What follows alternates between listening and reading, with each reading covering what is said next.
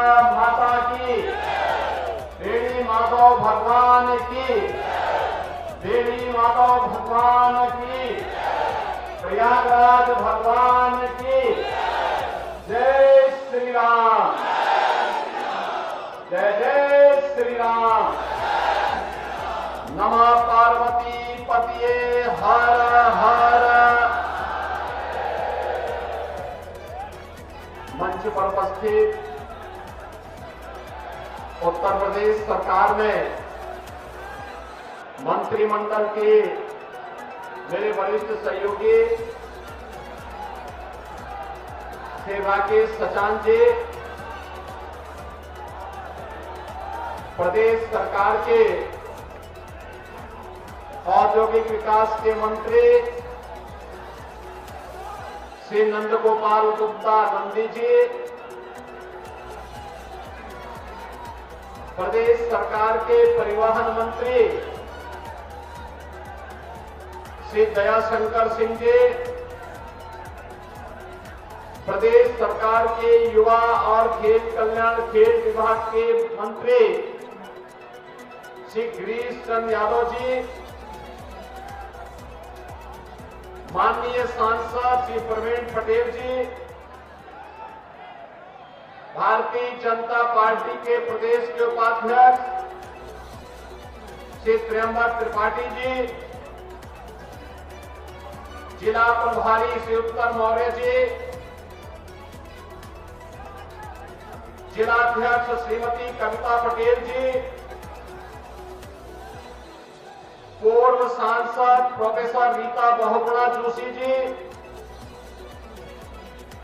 पूर्व सांसद श्रीमती केसरी देवी पटेल जी, पूर्व सांसद श्री विनोद सोनकर जी, हमारे माननीय विधायकगण श्री गुरु प्रसाद मौर्य जी, विधायक और पूर्व मंत्री श्री सिद्धार्थनाथ सिंह जी, हर्षवर्धन वाजपेयी जी, सुरेंद्र चौधरी जी, केपी श्रीवास्तव जी, वाचस्पति जी, पीयूष रंजन निषाद जी, महापौर गणेश केसरवानी जी, जिला पंचायत अध्यक्ष डॉक्टर वीके सिंह जी, पूर्व विधायक श्री उदयभान करवरिया जी, श्रीमती निर्मला पासवान जी और भारी संख्या में प्रयागराज के फूलपुर में भारतीय जनता पार्टी अपना दल, निषाद पार्टी और स्वहरदेव राजभर पार्टी के प्रत्याशी श्री दीपक पटेल को अपना आशीर्वाद प्रदान करने के लिए उपस्थित मेरे सभी बहनों और भाइयों, प्रयागराज की इस पावन धरा को मैं नमन करते हुए आप सभी का अभिवादन करता हूं, आपका अभिनंदन करता हूं। बहनों और भाइयों, मुझे आधे घंटे पहले आना था। कल मैं वाराणसी में देव दीपावली के कार्यक्रम में था। देश के महामहिम उपराष्ट्रपति जी आज वहां पर उपस्थित थे। देवताओं की दीपावली हमारी काशी में कैसे होती है दुनिया ने देखा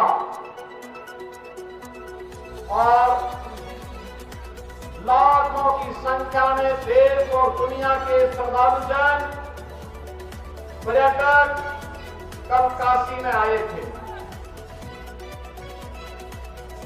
और मैं प्रयागराज के फूलपुर विधानसभा क्षेत्र में आने के लिए समय पे हम लोग चलते, लेकिन कल रात्रि में एक दुखद घटना झांसी में घटित हुई। झांसी रानी लक्ष्मीबाई मेडिकल कॉलेज मैं छोटे बच्चों के एक नवजात शिशु का जो वार्ड होता है, जो कम वेट के बच्चे होते हैं, समय के पहले जो बच्चे पैदा हो जाते हैं, जिन बच्चों में गंभीर बीमारी हो जाती है, नवजात शिशु होते हैं, उन बच्चों का जो वार्ड था उसमें अचानक शॉर्ट सर्किट से आग लगने के कारण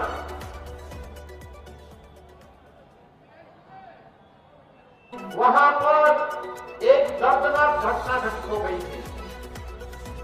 10 मासूम बच्चे उस अग्निकांड की चपेट में आ गए थे। उसी की व्यवस्था में वहां पर शेष 54 बच्चों को सुरक्षित निकाला जा सके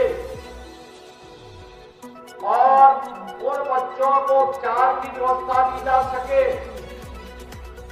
इसकी व्यवस्था में देर रात्रि से ही हम लोग लगे थे और रात्रि में ही स्वास्थ्य मंत्री और प्रदेश के डिप्टी सीएम श्री ब्रजेश पाठक जी भी वहां पहुंच गए थे और 10 बच्चों की वहां दुखद मौत हुई है। शेष बच्चे सुरक्षित हैं। वहां पे स्वास्थ्य विभाग की पूरी टीम, मेडिकल कॉलेज की पूरी टीम, प्रशासन और पुलिस प्रशासन की पूरी टीम सभी को सुरक्षित निकालने में सफल रही। लेकिन मेरी संवेदना उन सभी परिजनों के प्रति है जिन्होंने अपने मासूम बच्चों को खोया है और मुझे लगता है कि संवेदना के इस क्षण में हमारी संवेदना इस प्रकार की दुखद और दुर्भाग्यपूर्ण घटनाओं के प्रति होनी ही चाहिए। बहनों और भाइयों, इसलिए चाहते हुए भी व्यवस्था में लगे होने के कारण समय से मैं आपके बीच में यहां पर नहीं आ पाया। आपने जो उत्साह यहां पर दिखाया है, फूलपुर में फिर से कमल का फूल खिलना है, इसके लिए जो आपका ये संकल्प है, उसी के लिए मैं आपके पास आया हूं कहने के लिए। बहनों और भाइयों,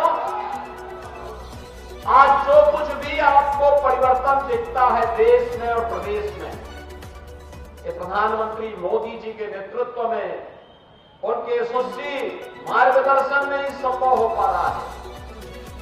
चाहे मेडिकल कॉलेज की स्थापना के कार्य हो, चाहे वह देव दीपावली का भव्य कार्यक्रम काशी का रहा हो, चाहे वह दीपोत्सव का भव्य आयोजन अयोध्या धाम का हो, चाहे वह गंगा एक्सप्रेस वे को मेरठ से प्रयागराज से जोड़ने का हो, चाहे वह 2025 का भव्य और दिव्य कुंभ का हो, ये केवल और केवल डबल इंजन की भाजपा की सरकार कर सकती है।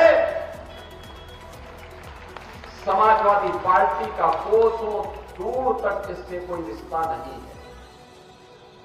बहनों भाइयों, इनको विकास से कौन मतलब है? इनको युवाओं से कौन मतलब रह गया? इनको किसानों से कौन मतलब रह गया? इनको व्यापारियों से मतलब नहीं, इनको विकास से मतलब नहीं। इनका तो एक ही सिद्धांत है कि सबका साथ और सेठई परिवार का विकास। उससे ऊपर ये सोच भी नहीं सकते, उससे ऊपर इनकी सोच है भी नहीं। याद करिए, हमने पहले दिन कहा था उत्तर प्रदेश के अंदर, उत्तर प्रदेश की धरती को दंगा मुक्त बनाएंगे। उत्तर प्रदेश की धरती में कोई भी माफिया हो, वह खनन माफिया हो, वह नकल माफिया हो, वह वन माफिया हो, वह पशु माफिया हो, उससे सख्ती से निपटेंगे। और बहनों और भाइयों, आपने देखा होगा समाजवादी पार्टी को इससे पीड़ा होती है। नकल माफिया को भी बचाने के लिए वह कितनी बड़ी चोटी, आज भी आप देख लीजिए जितने बड़े दुर्दांत खतरनाक माफिया हैं, वे सब सब सपा के गले के हार हैं। उन्हीं से इनकी आजीविका चलती है, उन्हीं के भरोसे ये लोग जीते हैं। और इसीलिए जब युवाओं के लिए सुचितापूर्ण तरीके से परीक्षाएं हो, जब सरकार उन युवाओं के हित के लिए कार्य करते, हमने तो पहले दिन कहा था कि युवाओं के भविष्य के साथ खिलवाड़ करने वाले के भविष्य के साथ फिर हम भी खिलवाड़ करेंगे। हमारे युवाओं के भविष्य के साथ किसी को खिलवाड़ करने की छूट नहीं मिलनी चाहिए। और मैं फिर कहता हूं, नकल माफिया के खिलाफ हम कार्रवाई करेंगे। किसी भी युवा के भविष्य के साथ खिलवाड़ करने की छूट नहीं देंगे किसी को। प्रतियोगी परीक्षाएं सुचितापूर्ण तरीके से संपन्न हो, इसके लिए माहौल सरकार भी बनाएगी, संबंधित चयन बोर्ड और आयोग भी उसके लिए पूरी प्रतिबद्धता के साथ कार्य कर रही है। अच्छे नौजवान जब सेवा में आएंगे तो विकास की गति को द्रुत गति से आगे बढ़ाने के साथ ही गरीबों तक शासन की योजना को पहुंचाने में भी अपना योगदान देंगे। और प्रयागराज की धरती तो ये भगवान प्रयागराज की है, भगवान बेणी माधव की है, भगवान भारद्वाज की है, मां गंगा यमुना और सरस्वती की त्रिवेणी की है। ये पावन धरा तो हमारे लिए एक ऐसी पावन धरा है कि प्रयागराज का कुंभ अब तो दुनिया के अंदर मानवता के मूर्त सांस्कृतिक धरोहर के रूप में प्रधानमंत्री मोदी जी के प्रयास से आज मान्यता प्राप्त कर चुका है। बहनों और भाइयों, ये समाजवादी पार्टी राम मंदिर का विरोध करती है, दीपोत्सव का विरोध करती है, देव दीपावली का विरोध करती है, परीक्षाओं की शुचिता का विरोध करती है, विकास के कार्यों का विरोध करती है, गरीब कल्याणकारी योजनाओं को जो गरीबों को लाभ मिलता है उसका भी विरोध करती है। यह तो केवल और केवल बांटने की राजनीति में विश्वास करती है। बहनों और भाइयों, अयोध्या में 500 वर्षों का इंतजार क्यों हमें करना पड़ा? क्यों करना पड़ा था? क्योंकि हम बटे थे। काशी में क्यों हमें अपमान झेलना पड़ा था? क्योंकि हम बटे थे। मथुरा में क्यों अपमान झेलना पड़ा? क्योंकि हम बटे थे। और जब बटे थे तो बटे थे। बटना नहीं है, एकजुट होना है। याद रखना, भारत की आज की सबसे बड़ी चुनौती है जाति के नाम पर बांटने वाले लोग देश के दुश्मन की तरह काम कर रहे हैं। क्या आपको जाति के नाम पर बांटेंगे, तुष्टीकरण की नीति पर चलेंगे? दुर्भाग्य से अगर सत्ता कभी ऐसे लोगों को मिल जाती है, गरीब हिंदू तक ही लगाई देखते रह जाता है, लेकिन कभी उसको शासन की योजना का लाभ नहीं मिल पाता है। आपने पिछले 10 वर्ष में देश के अंदर 7-7.5 वर्ष में उत्तर प्रदेश के अंदर देखा होगा, 56 लाख गरीबों का मकान मिला, कोई भेदभाव नहीं। 2.5 करोड़ से अधिक गरीबों के घर में शौचालय बने, कोई भेदभाव नहीं। लगभग 2 करोड़ गरीबों के घर में उज्ज्वला योजना का रसोई गैस का सिलेंडर पहुंचा, कोई भेदभाव नहीं। बहनों और भाइयों, 1 करोड़ 56 लाख गरीबों को फ्री में बिजली के कनेक्शन मिले, कोई भेदभाव नहीं। 14 लाख किसानों के बिजली के बिल, ट्यूबवेल के बिल माफ किए गए, कोई भेदभाव नहीं हुआ। करोड़ों किसानों के से हम उनके धान और गेहूं की एमएसपी के दाम पर उपज खरीदते हैं, कोई भेदभाव नहीं हुआ, कोई भेदभाव नहीं हुआ।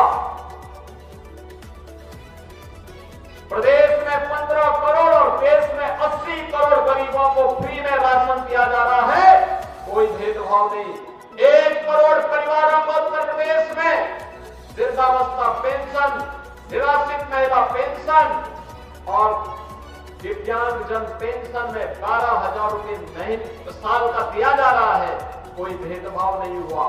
कन्या सुमंगला योजना में कोई भेदभाव नहीं हुआ। सामूहिक विवाह योजना में कोई भेदभाव किसी बेटी के साथ नहीं हुआ, क्योंकि हमारा तो कहना है कि बेटी सबकी बेटी होती है।